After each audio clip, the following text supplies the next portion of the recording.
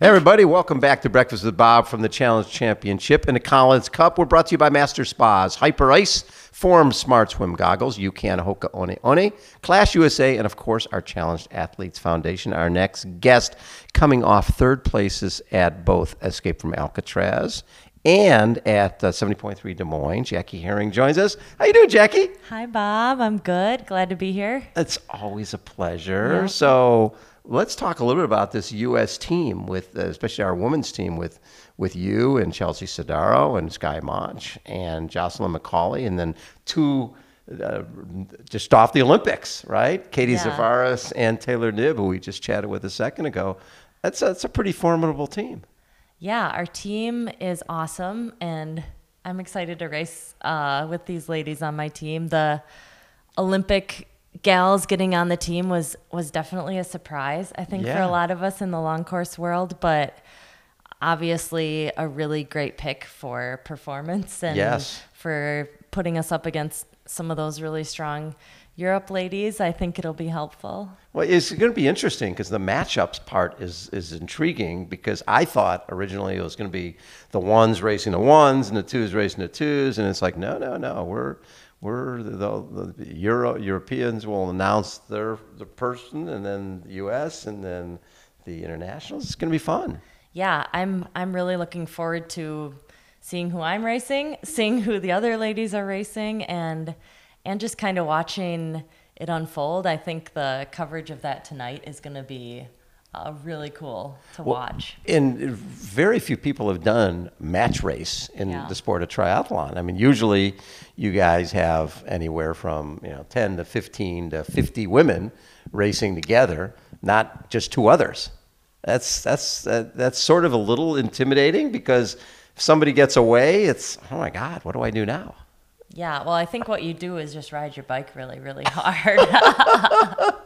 That's my game plan. So what got you into the sport?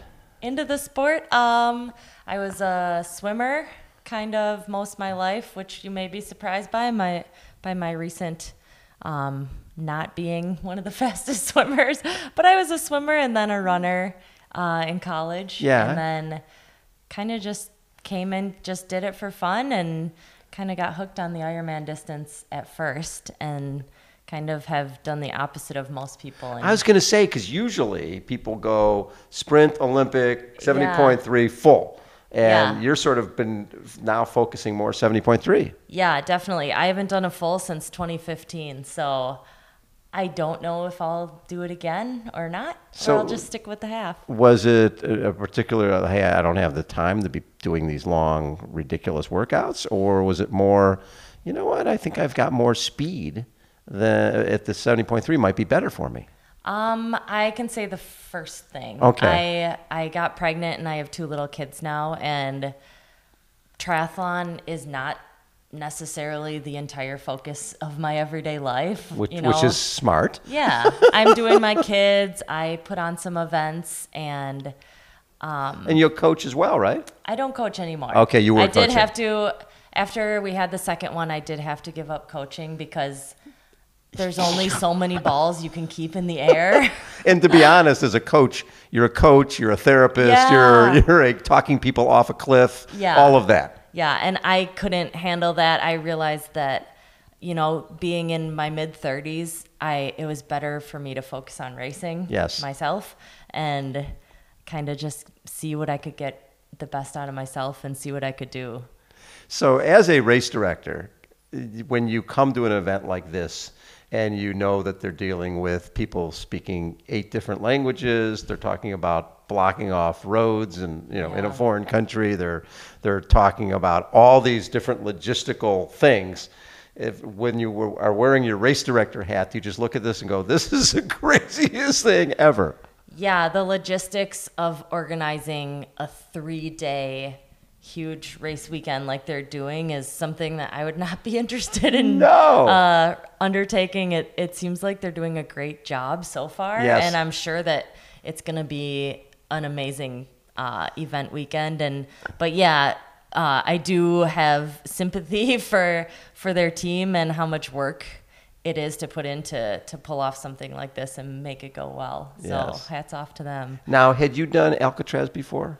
Okay, no, and I would love to talk about Alcatraz. Let's talk about that. It's what I love is these unique signature races, right? You know, Chicago, where you're riding down Lakeshore Drive, in New York, where you're swimming in the Hudson and running in Central Park, and Alcatraz, where you're jumping off a perfectly good boat for no perfectly good reason and trying to swim bad. The reason they built Alcatraz out there was because people weren't going to live if they swam in from there. And they're like, oh, but you guys will be fine. Yeah, the water temp, the currents. I mean, it's an intimidating thing, and that's why that race has always appealed to me since I started triathlon. Yeah. Just that it's an actual challenge to do this Get activity. Yeah. And race day was exactly the feeling I was looking for. It was just awesome. We were out on the boat, and they were saying how strong the current is, how, you know, that we're about to get ready to go, and the boat was facing us completely the wrong way. We were looking at Alcatraz. Yeah. And we're all sitting there like, we need to turn the boat around because we need to go that way. The shore was covered in fog. Yeah. And there's no buoys. People don't understand. No buoys. It's not like you're doing your normal swim where there's buoys and there's lifeguards and you're basically jumping into the ocean and have no clue. You're supposed to be able to sight, but there's nowhere to sight. Yeah, so you're jumping essentially what feels like the second floor of a house into the ocean, and then they say, have at it, but don't get stuck in the current because then you'll go out to sea. And so, we don't know if we'll have anybody to go find you. Yeah. So I think the feeling that you get there when you get to shore is something that you don't get in a regular triathlon. Because in a regular one, you're like, blah, I finished the swim, that's done. In this one, you get to shore and you feel... you accomplished something. Yeah, like, I did it. I'm here. You don't know how long it took you. You don't care. But you're there. Yeah. So that was really cool. And then I had never been to San Francisco, so it was really neat just riding through the streets, seeing the houses and the big park. I just really enjoyed it. And the run up the sand ladder and all that cool stuff. Yeah. And the run, I love challenging run courses, and that one was just like trails, upstairs, downstairs, through sand. Yeah. It was just all sorts of stuff that you just had to laugh sometimes, like, this is an actual race. It's more like an adventure race, Yeah. right, than a triathlon. Because like you said, you come out of the water and most of the time you look at it's sort of the cocktail weenie. It's an appetizer. Yeah. Get through the swim and the race really starts. You get through the swim there, you're ready to kiss the sand that I'm glad I made it in. Yeah. And then you've got the bike. So each part of that event has its own unique aspects to it, which makes it really fun. Yeah, I'm so glad I did it. And honestly, I would say people do say it's a bucket list type race, and it for sure is. And I think every triathlete, as long as you're a confident swimmer, should give it a shot. Well, when Ben Canute was saying afterwards that was the hardest swim I've ever done here, right? That the current was supposed to be with you guys, it was against you guys, and the chop was like you felt like you were in a blender the whole time. Right. Yeah. That's the number one guy.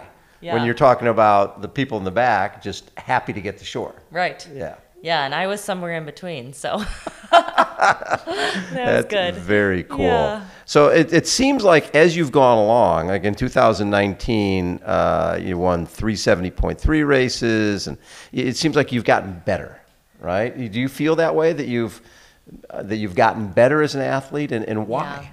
Yeah, I definitely have. I think a few reasons. I think one, before I had kids, I was not training very well, and I was not caring for my body very well. I was, still kind of, I was in my 20s. I was not like one of these really focused 20-some-year-old athletes. Yeah. I was still going out. I wasn't sleeping great, and I was just being a recreational pro, right? I think. Yes. And I think that. And there's nothing wrong with that. Yeah, and it was fine, and it was good for me not to be too serious about it. I did a ton of Ironmans, and I really enjoyed it. Mm-hmm. But after I had kids, I feel like I became a bit more focused on, okay, if I'm gonna be sacrificing time away from my family and choosing this as what I'm going to do as my career, I want to do the very best I can. So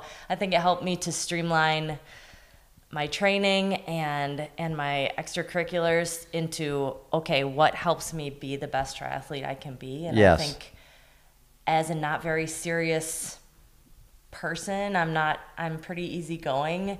Just having that more direct, I guess, drive has helped me to kind of get more out of myself. What do your kids think about this craziness? They're 3 and 5 now, so I think they're just finally like getting into it, and it's cool now that races have actual coverage. Right. That they can watch it online. They can see it. A lot of times they don't travel with me, so I'll be gone and they don't really understand what I'm up to. But if there's the coverage, it's really cool for them. They dig it. Yeah. That is very cool. Yeah. And so what will the rest of your season be after? Will you do St. George? That's a big focus. Yeah, big focus is 70.3 Worlds, and luckily I didn't get affected by the Kona thing. Yes, I don't do fulls anymore, so 70.3. Do you miss it? I'll tell you what I miss, which I might be able to get from other things, which is just that like long hours of like all those hours into the race when you are like deep in the hurt and you have to make like mental decisions when you're really struggling. I miss that feeling. I just like to like be really in the thick of it for a long period of time, but I'm sure I'll find somewhere to get that some other time in my life. You miss that challenge, that pain that comes from, because when you're 70.3, you're racing. It's sort of like you were talking about with Alcatraz. Alcatraz, you have to be thinking about, am I going to survive the swim or not? Yes. Right? Yeah. When you're out there, and I don't care if you're Jan Frodeno, whoever, everybody's had that experience. You're out in a full Ironman, and your body's saying no, and there's nothing you can do about it. Yeah. Usually a 70.3, you can sort of fake your way through. Even if I it's feel not like a good sometimes you hit that occasionally in a 70.3 somewhere on the run where it gets like into that really hard zone, but sometimes it's short enough that I feel like you can just flow through it. Right. I kind of miss just the really long challenge of Ironman, but not quite enough to do it, I don't think. That is really, really fun. What do you look back at as your best race, best performance you had? Or it might even not be performance. Maybe it's the most important one because it told you that, I can be good at this. Yeah, I think probably my most important one is winning Ironman at Wisconsin. Yeah. At my home Ironman. It's been the only Ironman I won, and it was not fast, and there was nothing doesn't matter extra special about it except that I won, and it was just really cool. That's street cred, to win in your own state, right? Yeah, definitely. And that's one of the better photos in the sport with the Capitol in the background. That's race, something. Yeah. You got that blown up in the house somewhere? Actually, no. What? No photo of that. I should work on that maybe someday. I think so. Yeah, it's all kids' photos, I'm betting. Yeah. Drawings and kids' photos. Yeah. That is very We got some trophy somewhere in the corner maybe. But that shows the priorities where they should be. That is very cool. Have you changed your training a lot in the last, how did you deal with this whole COVID thing when you know that it was going to be no racing?